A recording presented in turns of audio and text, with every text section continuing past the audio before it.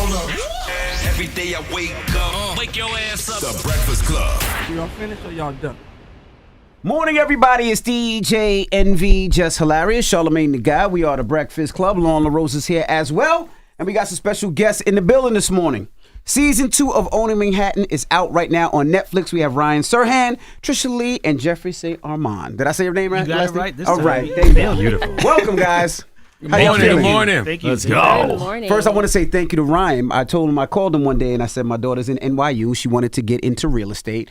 And he told me, well, first she has to get a license. So she got her license in New York, got her license in New Jersey. I called her back, and he actually gave her a job, which was pretty dope. Nice. And she learned the real estate industry from Serhant and the ins, the outs, and then she's in Jersey and she's working. So I just want to say thank you. Thanks, man. You gave her Oh, the so he's a real guy. estate agent. He don't just do it for TV. Oh my God. The TV's like the last thing. No, he's a real agent. okay. He's a real agent. Yeah. That probably happens a lot though. People think you don't really do it anymore. I bump into people in New York on the street all the time, and they're like, "What are you doing in New York today?" I'm like, "I live here. I work here." They're like, "Oh, it's not on a set in LA." I'm like, "No, it's real. It's the most real TV show in the history of the world." And you're actually working. Yeah. Actually But working. it's because you give actor, like the way Yes. your Oh, do I? appearance. I give You know what I mean? actor, really? Yeah, you look like an Never actor. Hollywood biggest look. compliment. I do? Hollywood look. Yeah. There you go. When That's I what saw it you, is. I was going to say, you look Look at exactly that. like you look on Yeah. TV. It's like the look. Yeah.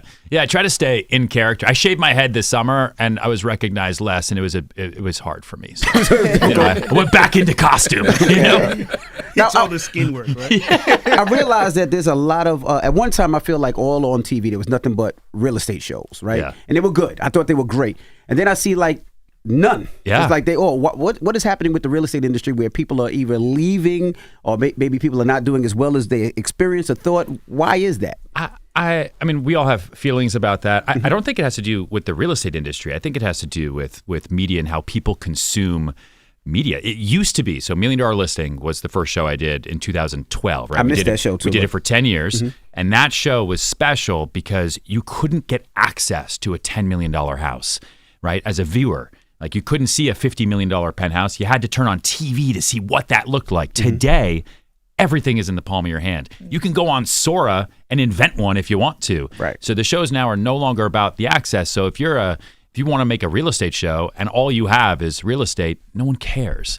And I think what makes this show so special, people like Tricia and Jeffrey who are characters. They're great people, but they are characters in this insane world of New York City real estate. And that's what people want to see. The real estate is actually like the bookends, right? It's the skeleton. Like the backdrop. Yeah, it's the backdrop. And then so a lot of the shows have come off the air. They've tried and they've been canceled because they suck, except for ours. Yeah. And then we tell a great story too. Like how often do you have like a couple that's together, working together, live together, and just shoot together, and actually come from Brooklyn to go into Manhattan. So there's interesting storylines, and we really try to like tell it differently so that the viewer at some point you're gonna get tired of seeing the same thing over and over again. So I mean, I think the thing that we really did different is like we really got into great storytelling, and really the visually when you look at it, it looks almost like a docu-series. It doesn't really feel like typical reality TV. Yeah, right? yeah. And how's the market now? How is the market? I mean, they're saying that house has been on market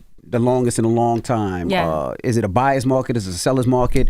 Where should people be looking? Should they be looking now? Should they sit it out? What's your thoughts on it? I mean, personally, I think it's always a good time to look. I mean, whenever there's a couple things. There's a tale of two markets, I call it, because if you look at luxury sector, 4 million and up, and the data, you got to be careful like what you read and what you hear, and just really look at the data. The data shows that there's been a lot of sales in that price point. And now, conversely, with lower price points, people are affected by interest rates. But we do see interest rates are dropping and getting lower. So then people start to become more active. So I think the time is really now, and especially this time of the season, this is when you can get deals. During this time, things that, to your point, have been sitting on the market for a little bit, but now you can be more aggressive as a buyer. So it's just finding that little comfortable medium between, sellers that are realistic about pricing and buyers who are realistic about where they could land and where they can find a deal. I mean, what are you finding, Trish? Well, I think it's a little different for us because our brokerage gets quite a bit of visibility. So there's the market and then there's our business, which is very different. Like our phones are ringing. We're very busy. We are listing billions of dollars of real estate. And I think that Owning Manhattan has some part of that. The Serhant brand has a lot to do with it. And I think the characters that are at the firm, I think everyone that is at Serhant has their own individual story. Like I don't know if it was Ryan or when the producer said it's like all of these people just show up and they all think that they're the lead and they're the main character and they just happen to all be sitting in a room and that's how it is because in my mind I'm the star of the show and I think that's the same for everyone else. As you actually are the star of the show. Let's be clear. But I think that's what's interesting about the brand is it really attracts people that are really like the face of their business and they're comfortable with that and they lean into it and they use media in really creative ways to do it. So our business is very different than the market business right now. We're grateful for that. I was going to ask, with the market being bad in a lot of places and people being broke and just being able to afford, rent at the time, they've been encouraging people to start buying houses so that money that they're paying for rent could actually be towards house. Is there places or some type of grants that you send people to where they could actually get help with doing that? I feel like the best help personally, because if we're speaking about New York specifically, is to buy together and to get creative about it. Gen Z is getting that right, and I think that millennials missed out on that mark. But when I speak to people, especially all through Bed-Stuy, Brooklyn Heights, wherever, so many stories are you and I bought, and then as soon as we were up on our feet, then we made sure our sister bought. And then we made sure our cousin bought. So when I talk to people and we're selling these houses, multi-million-dollar homes, people have been in for 20, 30 years, the stories are all the same. They got creative and they did it together. Yeah. It's easier. You can sell portions of an LLC. So co-ownership for younger generation is becoming a thing that we do now that we've never done before. Right now. So New York City's hard because you can only cut it up a couple different ways. But like if you can take eight cousins in Florida and you can cut up a purchase price times 8 and maybe only 2 of you live there, but the rest of you are helping and it's an investment for them and you get to ride the market as the market increases. And that equity is always gorgeous. Yeah. Especially, in New York, I've watched it for 22 years straight. And I always tell everyone, we can walk down the block anywhere in Brooklyn or anywhere in Manhattan and we feel proud of the work that we've done for our clients because if I see you 5 years from now, I know I'm going to be the favorite person you run into today because I know I was a part of that really smart investment that you made. And that feels good in the daily work for sure. What's the quiet, pressures y'all carry now because of this show? Because, when you think about your brand, your brokerage, they're all tied to decisions that are made on this show. So is there any pressure that comes with that? Yes. Yeah. It's, someone said to me yesterday, the show is uncomfortably authentic. Mm-hmm. And I think to your point about other shows not being on the air anymore, no one wants to be sold, right? No one wants to watch stuff that's super produced anymore. Mm-hmm. Like the show watches us in real time, whether deals get done or not, whether people are happy or not, whether things are going our way or not. I think all three of us have some sort of mental breakdown this season on camera that we probably wish was not out there. Yep. Mm-hmm. And so there's a lot of pressure, but I think we also understand the role of our responsibility to not just the world, but to our industry, to show it in as great of a light as we possibly can, and then make use of it, man. Like we are so lucky. Like it is not lost on us. Like it's hard enough to get one TV show, let alone a big one like this that's on a global network like Netflix that drops all over the world in one day where people get to say, oh, I'll go work with those people. It's a massive commercial for us. And then you can have it picked up for season 2. That's even the bigger thing. That's the harder. Or 3. We want 3 now. Exactly. Everybody go watch it so we can get 3. It's always the next goal. What's the quiet pressures for y'all? I think it has changed. I think for season 1 for me, it was like I am showing up as the Black woman and I created this pressure for myself. That I had to at some point release to really give myself that freedom. And then obviously I felt that it gave other Black women that freedom. I was like, I'm just going to show up as me and y'all are going to love it or leave it. I don't care.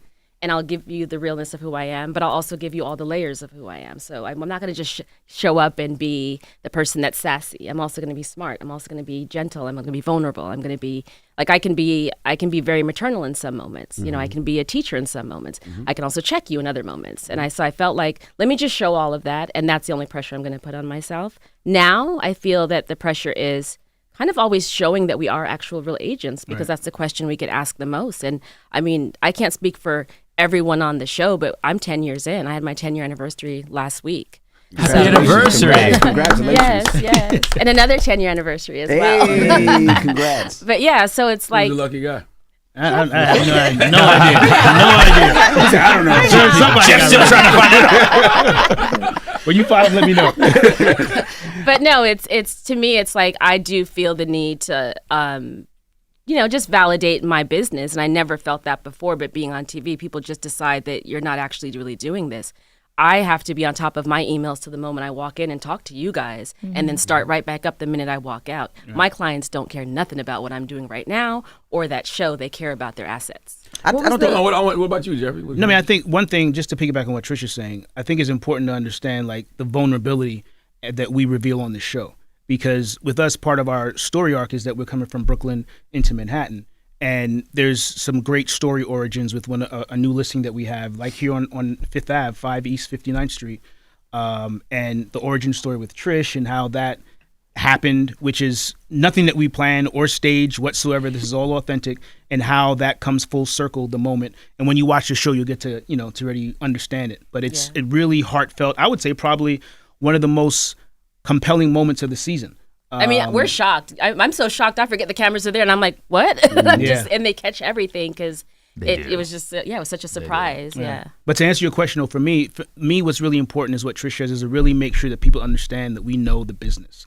That we're just not, like you said with Ryan, you look very Hollywood. So, I'm someone to put on a suit, whatever, come in every day. This is my look every single day. Every day. And so people think that, this is all you need to do to really be successful. But the truth is, you have to know the business inside out. You have to be cognizant of what's happening in real time, because Envy's gonna grill me on why is this going on, because he knows everything about real estate or whoever it is.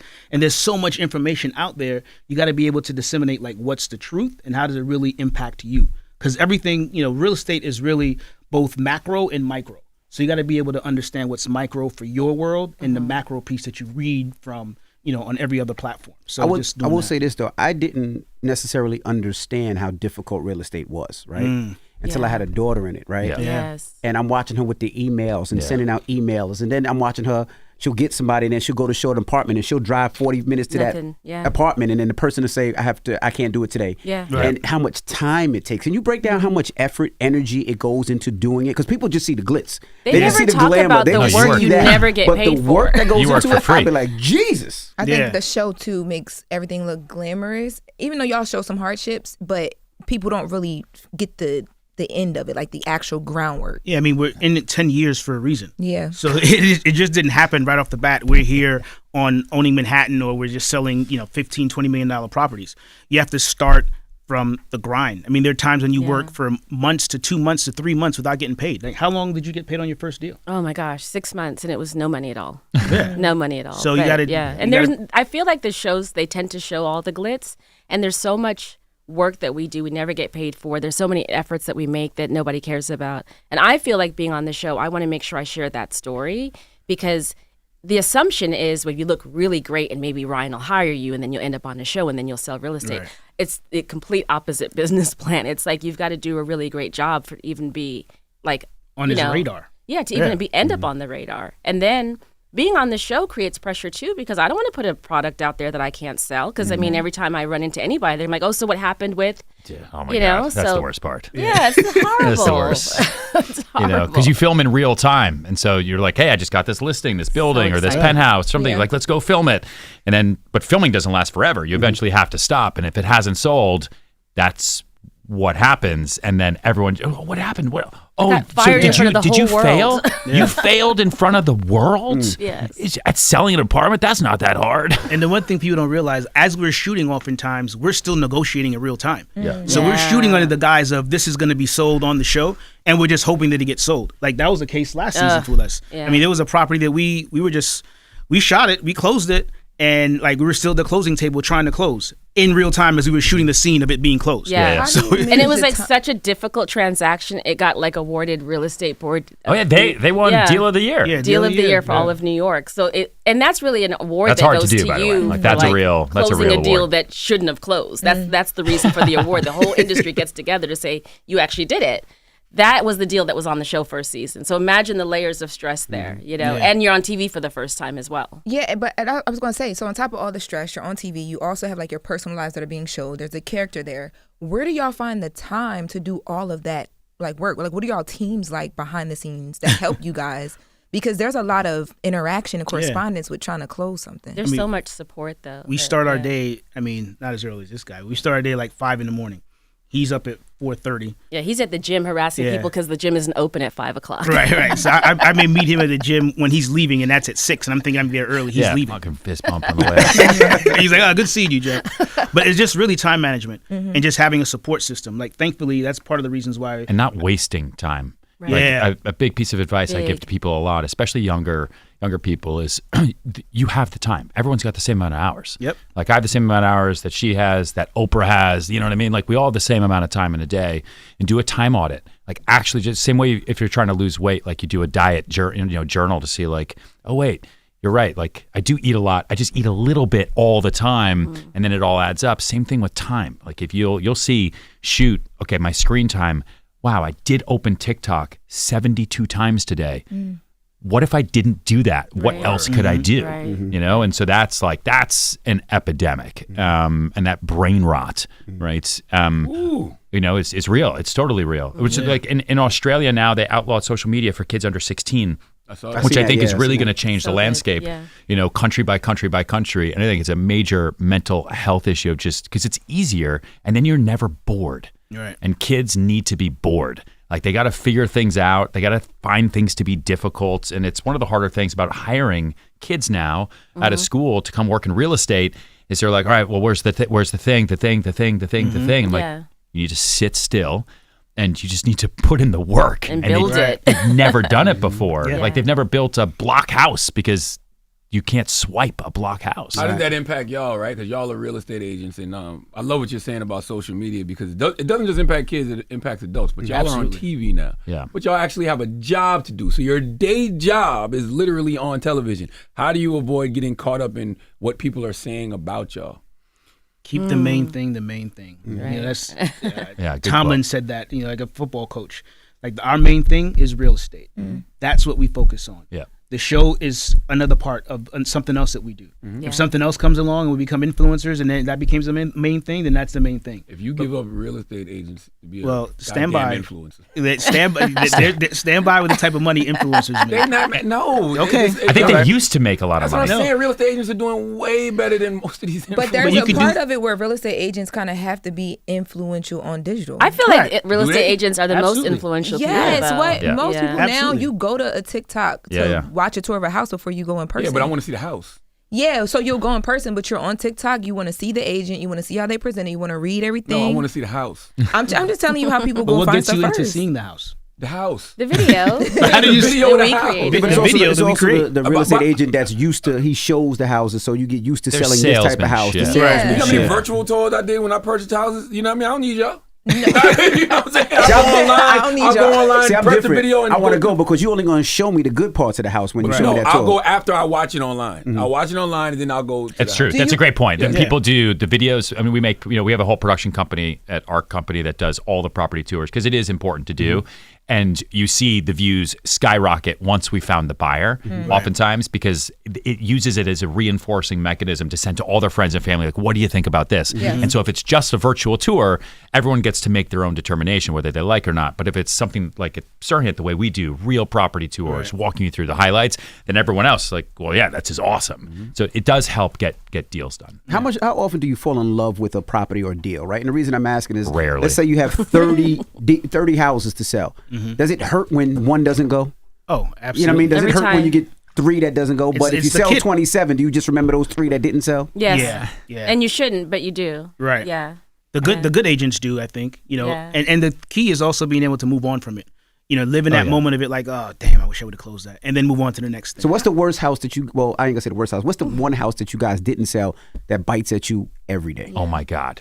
COVID, 2019 going to 2020, a foreign investment fund wanted to buy a building in New York City, and I'd never sold a building before. Okay, and we found a building on the east side. It's called Copper Tower. It's the building that looks like a K. Okay, it was the beginning of March of 2020. We had a contract out for just under $990 million. Jesus. Damn. And I had never done a deal like that before, like literally life-changing. The money that was coming in was heavily backed by oil money. And then people started getting sick. And then people started transfer, and the price of oil drops, the stock market tanks, the deal gets put on ice, and the deal dies. And then someone else bought it like 2 years later. And I think about that deal dying. What would have been your commission? It would be 2% of basically $1 billion. Damn. You know.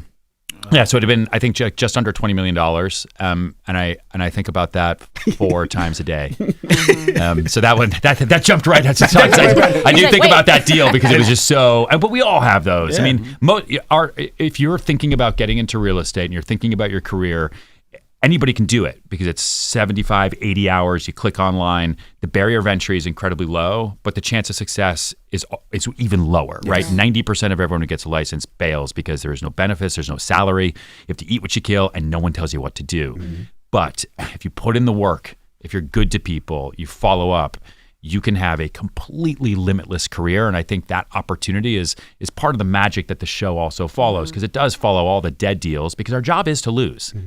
The job is to swing so much that you lose.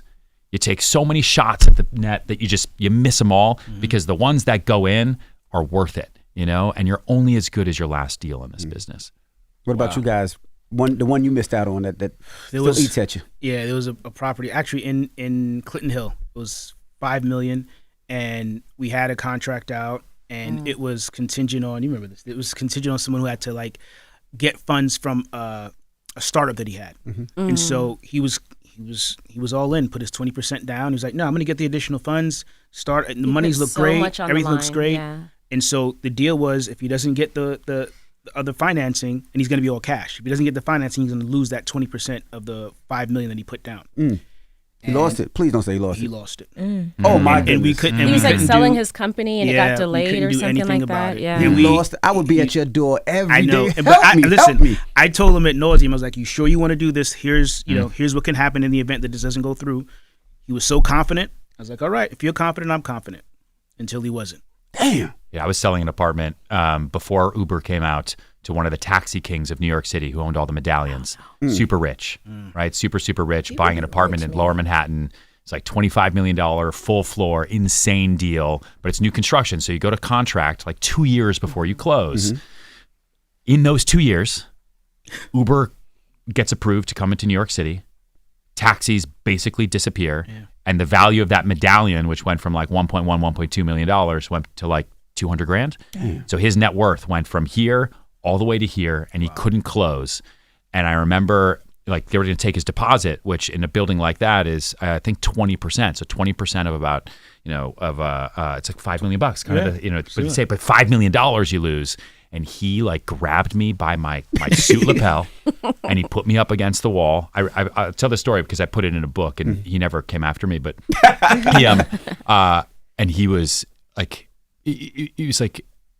I've put people under the bridge. If you don't get me out of this, you're next.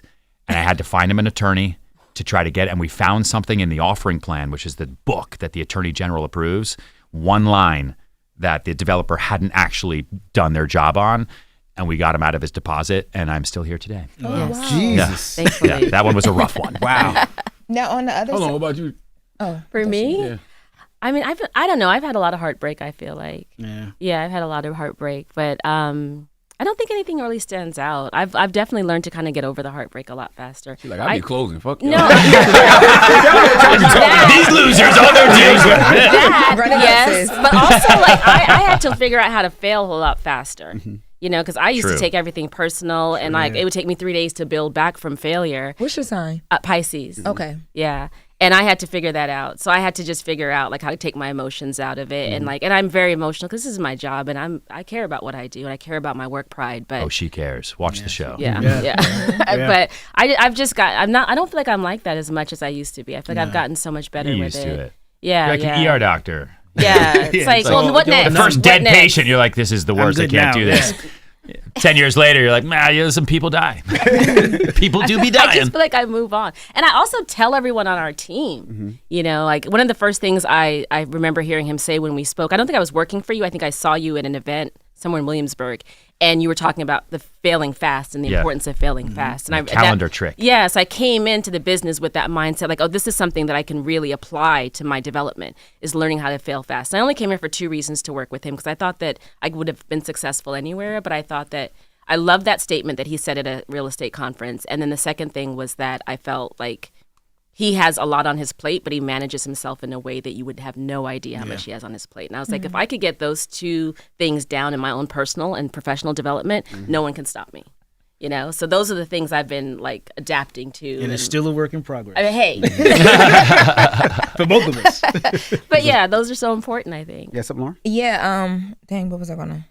Oh, this season, Tricia. Yes. Very vulnerable this season. Very, yeah. Yes. Yeah. I mean, you guys have, the personality is what makes you the star of the show. So there's always been that. But what made you tap into some of the things that you decided to talk about, like, you know, your mom and, you know, like, leaning into I felt those pressure things? to do it because I felt like the producers didn't really understand me. And I felt like the most feedback I got from the show 1,000,001 times was your confidence, your confidence, your confidence. And I really represent Brooklyn. I'm in Manhattan. I'm dealing with all these big transactions, these big numbers, but I walk around the place like I own the place. I walk around the place like my name's on the door. And I felt like, well, why don't I explain kind of like what goes on in my mind and who I am as a person this season so I can stop getting that pushback? Because I felt like Too much confidence was the pushback? I think it was like, why so much confidence? Yeah. And I felt like, well, I think with most people, if you understand their origin story, then everything else makes sense. So I felt like, okay, well, let me explain a little bit about not only who I am, but the things I've come to learn about myself only since being at Serhant. Like I started with Ryan in like 21, and I was going through such a huge life change at that time and learning so much about my own personal story that I did not know when I interviewed with him. And so I had changed a lot as a person and definitely as a broker. I show up at work differently. I apply myself differently at work. I've taken a lot of pressure off of myself because of things I've learned about my own origin story. So I felt like if I explain it to the producers, I've explained it to the audience, then maybe I can move past it, and then you'll understand better why I move in the way that I do when I walk into rooms or when I'm, you know, in spaces where so many people are overqualified and I'm still building, but I still feel like I belong in this room too. At what point as a Black woman, I don't know if it was with this agency or wherever, because you were very successful before, did you realize that that was your asset, like just being a Black woman in the room who understands her origin story and brings that to the table?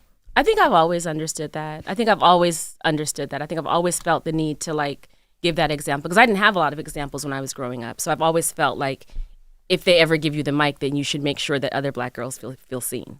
That's what's like if I have a personal agenda, that's mine, and I'm very vocal about it because I think it's really important. I wish I'd had it when I was younger, and so I feel the need to be it. And when I'm out in the city and I'm moving around, I could be anywhere shopping. I'm seeing little versions of Tricia Lee every single hour of the day.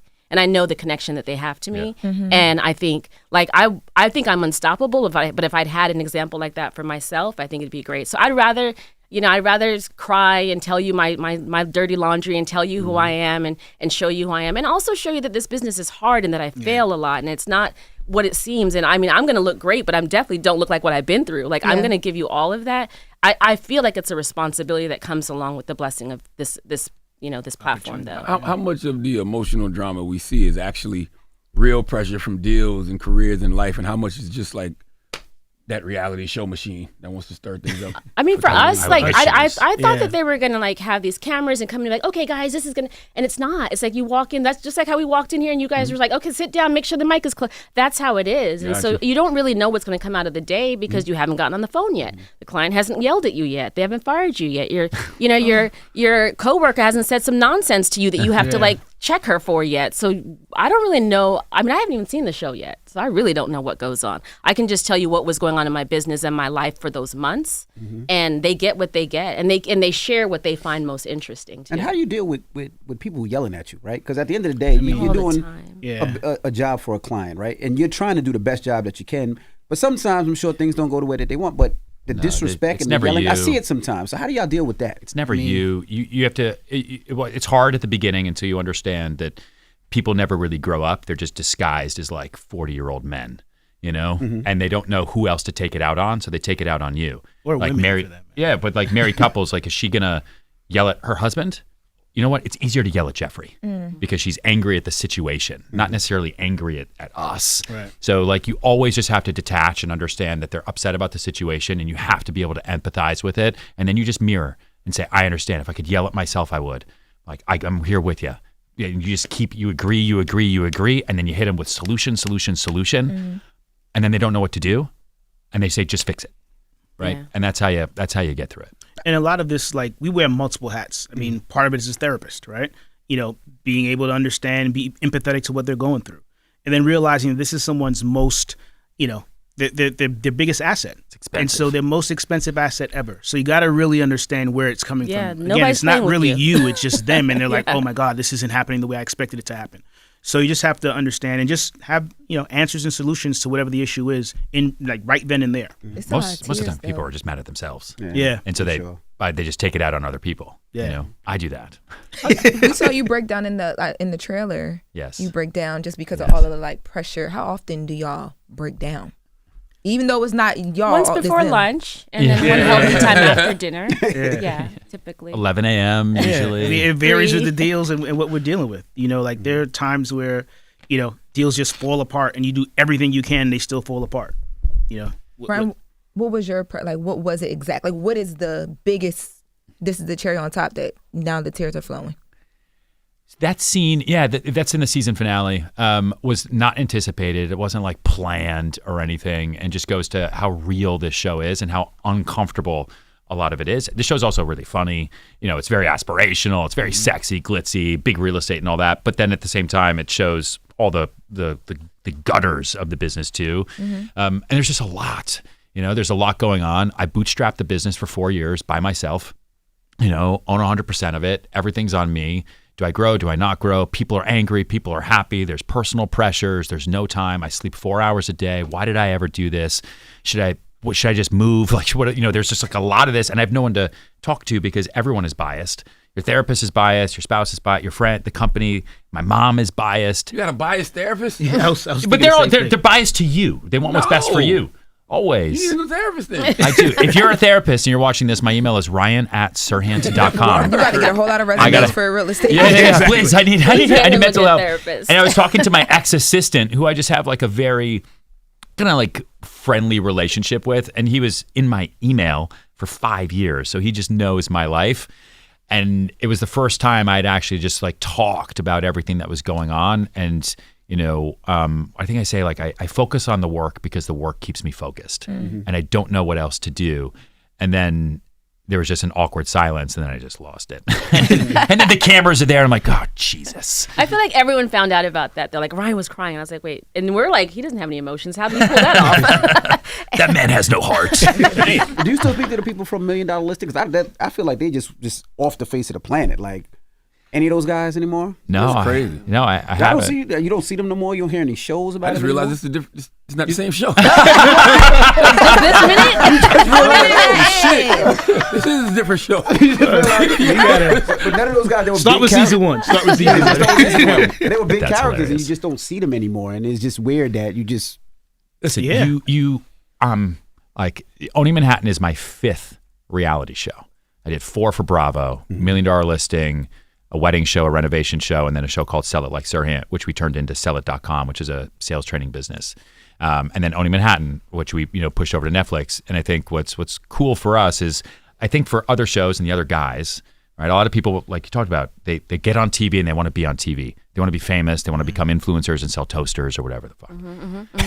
The 3 of us have like fame as a byproduct of our ability to do more business and build the greatest careers of all time. And I think the audience sees that, and so they keep giving us more because it's just real. And so I built a sales team, my first career as a real estate agent, on the back of Bravo, $1 Million Listing, and now we're building a company in kind of a meta way on the backs of Netflix.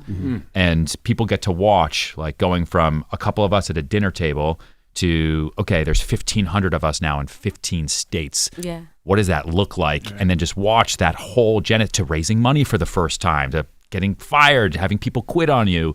And so I think the other guys, I think there's a lot of one-hit wonders out there across the board. You see it in music, you see it in sports, and so we work really, really hard to focus on the work. If you take care of the work will take care of you. What's Selling Sunset and y'all Owning Manhattan? There's Yeah. always been like I kind of feel like it's a little fan created, but that there's like the comparison of the shows. And then I saw Chriselle had commented on the post that you put up, Ryan, and she was like, "Oh, we need some of your leadership over here and on the West Coast." Yeah. And the fans was like, "Oh, she's throwing shade Yeah. at her own bosses." The Arromand brothers, right? Yeah. what is happening? It's about to be like a crossover or something. Like, why she knows when she comments that where that's going to go. I think she just quit the show. She quit Selling Sunset like a couple weeks ago. I have a great relationship with her.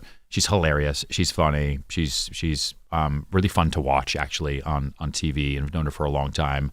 I don't know. People make a lot of comments on social media. I try not to read too much into them. I know Jason and Brett as well. I was actually just with them, and they're super, super cool. I think Selling Sunset is just a very different, a different format. It's just a different show. It's a different format.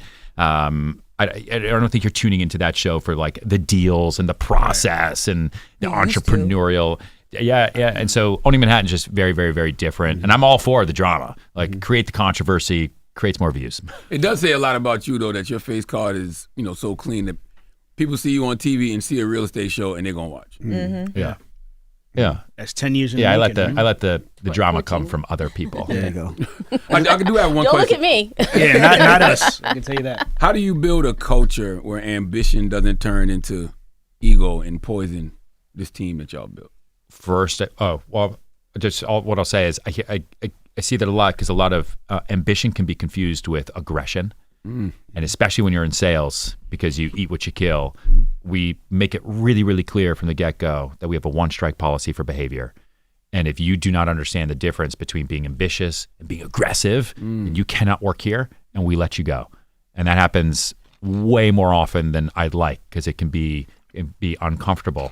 And then I think you got to lead by example. Like Tricia and Jeffrey do that for their team. They lead by example. They're a great partnership in real life and in business, which is hard to find. And I don't know how they do it. I don't know how we do I don't know. Like they get in the car and they're still together. It's crazy. But I think we started like dating in the business. Like Right. my first sales manager, my first day was like, "Are you single?" And I was like, "That's odd." And he's like, "Okay, you are, so sit here." And so he sat me right in front of his office, which I thought, I was like, oh, this is creepy. But actually he was sitting me right in front of Jeffrey because he was on this side. So we So I met paid in him the, off a little bit. is that what happened? Okay, I Took knew care something of happened. So we met in the business. So we've always kind of Surviving Manhattan right. coming in. just want to put that out there. We don't do that at our company. We don't check their relationship status. So y'all sat down and then what? We Then- sat down and then it was like, oh, you can ask me if you have any questions. And he was maybe a year, 9 months ahead of me. And so I would just like, lean over the desk and be like, what does that mean? Or what is, because I'm running my nail salons at the time and I'm just coming into the office literally from 7 to noon. And then I had to like literally go to my shops and go manage a whole nother business. I was just trying to get my feet wet. And he would be one of the very few people that were in the office at 7 a.m. And so we started just talking and I'd ask him questions. And I don't know anything, but I'm literally in there like, oh, he's pretty smart. Yeah, I can talk to him. Like I thought I knew more than him, even though I was brand new and knew nothing. That's how I walked in there. And he really helped me. My first year, I had phenomenal sales. I broke a 14-year record at Corcoran for first-year sales. I sold 21 houses. But a lot of that had to do with the fact that I had a little cheat. Because every time I had a question, I was like, so what do we do now? And so operationally, he was teaching me a lot. I knew marketing. I knew business. I knew I was running businesses, but I didn't know a lot of the stuff in real estate. And really the piece that, Tricia's a monster, but it's really like trying to be in front of the camera and understanding that it's important now in real estate because you were just your brand before. So it's like helping her to push to do that. And once you got that going. My beauty business allowed me to be in the background and just put the brand out. So it wasn't about me. You just had to like the brand and the logo. And then when I got into real estate, I learned that it was only about you and people had to like you and want to work with you. And so you had to put yourself out there. Well, I would say I respect real estate agents so much more. I don't think I've ever seen a business where you really have to learn on your own. Like they put you in a room and you got to figure it out. You got to figure everything out. Now there are mentors there, that people that guide, but it's a tough business. Like I said, my daughter's first sale, by the time everybody got paid, she got $900. Oh, I got $1,100. So there you go. And we celebrated. We celebrated like it was $9 million. 6 months, $1,100. I seen how much work she put into it, and it was like, wow. And when you first start off, it's not just houses, it's rentals, and then it's this, and then it's that, and then you get a piece of this, and it's a tough business. So I appreciate all you guys. I've never seen it. And I've been hard on agents sometimes, but after seeing it, I'll be like, maybe I They say 90% of New York State real estate licenses are not renewed. Yeah. Wow. 90%. It's too hard. That's our failure rate. Especially after the last 2 years in this industry. Whoever's still in the business now, Yeah. you know that they're good. Oh, and you got to pay yearly for your license, so it's not like Right. it just keeps going on. Right. Yeah, And your 'cause one insurance, she got to pay hers by December 31st of this year, Thursday. But anyway, $500. But anyway, we appreciate you guys for joining us. Thank you so Season much. 2 of Owning Manhattan is on Netflix right now. Ryan Serhant, Tricia Lee, and Jeffrey say, Arromand. Thank you so Yeah. much. Thanks, You gonna guys. help out our niece. Our niece is looking for Yeah, something. no, you we gonna help out got our her. niece. She's going to come right to Brooklyn. I already spoke to her. Okay, say no more. Yes. Good. All right, it's the Breakfast Club. Good morning. Hold up. Every day I wake up. Wake your ass up. The Breakfast Club. Y'all finished or y'all done?